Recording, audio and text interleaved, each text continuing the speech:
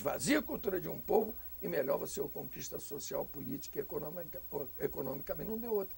Anos 70, Global Village, de globalização, não cabe. Um reitor da UERJ chegou a dizer que não cabia mais literatura regional, estavam esgotados.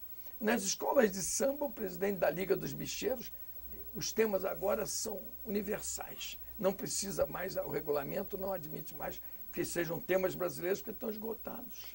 Vocês vão vendo o tipo de... Então, a Global Village, 20 anos depois, nos anos 90, favoreceu a ideia da globalização, a transparência econômica.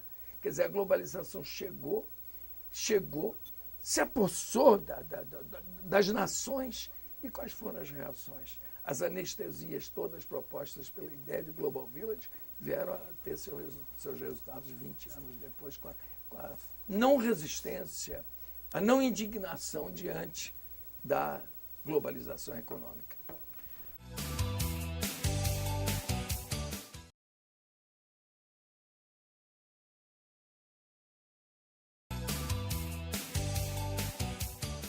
Numa dimensão ideal, que é aquela pela qual nós devemos sempre nos bater, porque o mundo concreto é o mundo dividido, é o mundo das imposições, das hegemonias, né, ilegítimas, e nós temos, portanto, sempre que contrapor esse mundo factual, né, a um mundo ideal que nos prometa uma vida boa e tal, não sei o quê. Ora, então veja bem, eu diria que a sua sentença de que a arte não é universal, ela tem um sentido e ela é verdadeira quando se trata dessa fatualidade em que nós estamos envolvidos. Ou seja, disse que é universal, realmente é uma parte do universo que se impõe sobre as outras partes e, para se legitimar, se diz, se apresenta como universal, porque nunca o erro ou o crime se dirá eu sou o erro, eu sou o crime. Ele estará sempre se legitimando. A maneira mais comum dessa legitimação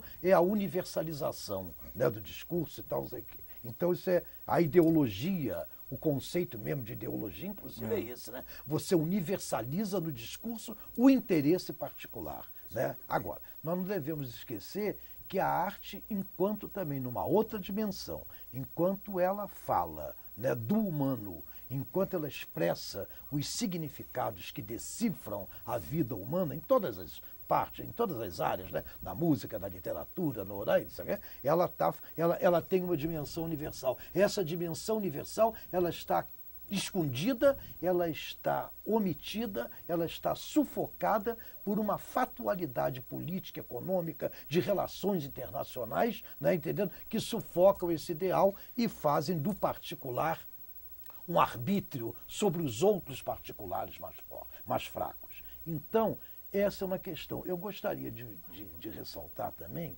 uma coisa que você disse, porque essa questão, existe aquela ideia antiga, né, como ele começou até o discurso, mostrando e até denunciando uma visão assim, vamos dizer assim, muito folclorista demais, setorizante demais, como se, que aí nesse caso realmente, como ele lembrou, nós não teríamos nada a considerar, a classificar como cultura brasileira, muito menos a indígena, né? Então, o que nós temos que pensar aí, também para a resposta de você, né?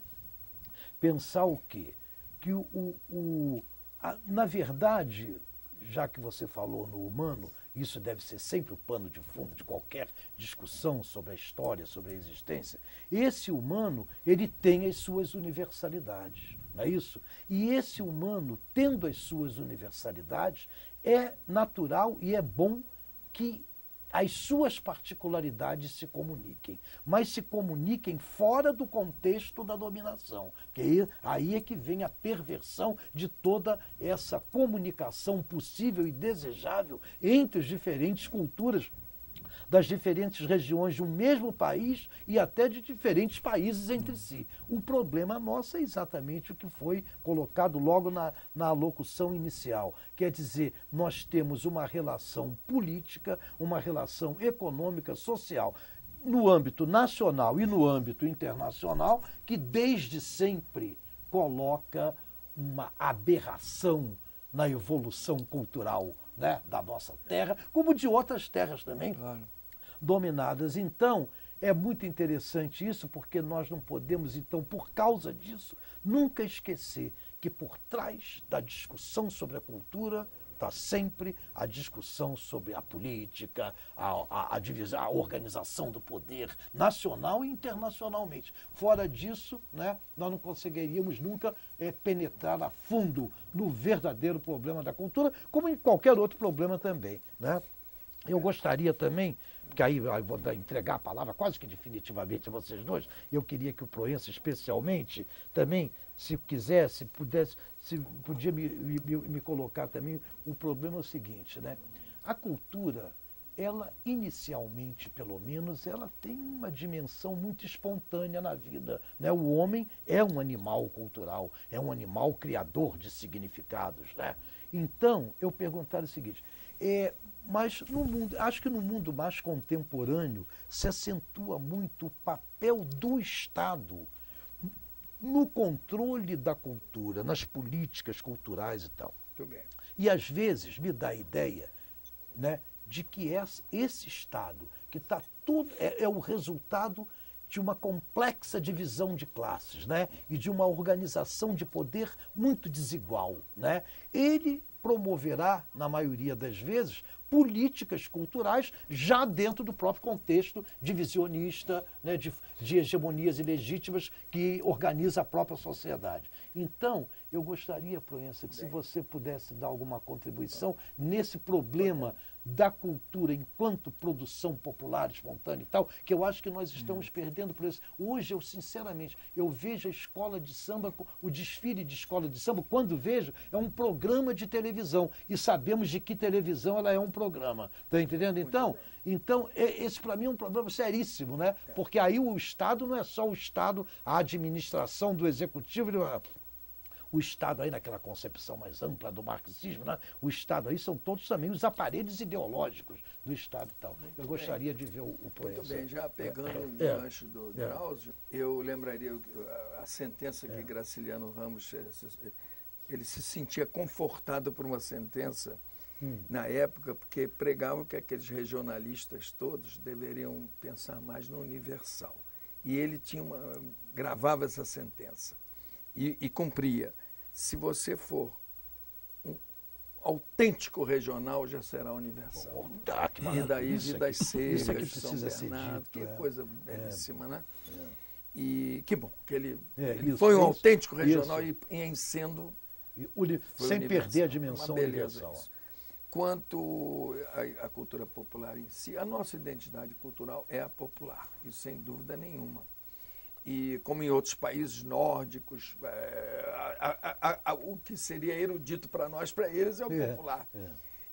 Mas essa questão do Estado, isso é fundamental.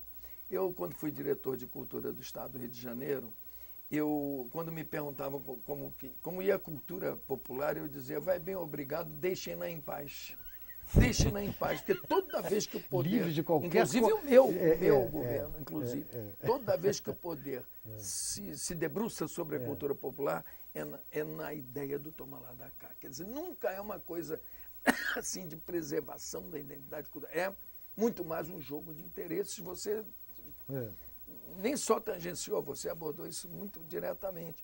É um perigo pensar que o Estado, quer dizer, na verdade, o ideal seria que o Estado reservasse uma dotação orçamentária para a cultura do nosso povo.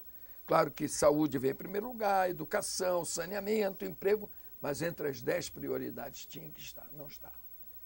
As verbas, eu ouvi de um deputado assim, professor, isso não dá voto. Isso, imagine a resposta que eu dei para ele. Quer dizer, na verdade, é uma insensibilidade. Aqui no Rio de Janeiro, recentes governadores, na hora da eleição, chamaram o mestre Azulão, que é um dos retratados aqui pelo NEC, aquele trabalho lindo que o NEC faz de comunitário e tal, porque existem duas maneiras, ir lá na comunidade ou trazê-los aqui. A faculdade faz isso. Mas o mestre Azulão foi chamado tanto, quer dizer, um dinheiro para ele fazer a biografia do candidato em cordel, para o povo receber. Nessas horas, lá no Nordeste, é comum um comício dos políticos, na Paraíba, por exemplo, eles levaram os repentistas para o palanque, pagando. Quer dizer, quando eles se envolvem com a cultura popular, é nesse sentido de usufruir um prestígio junto ao povo.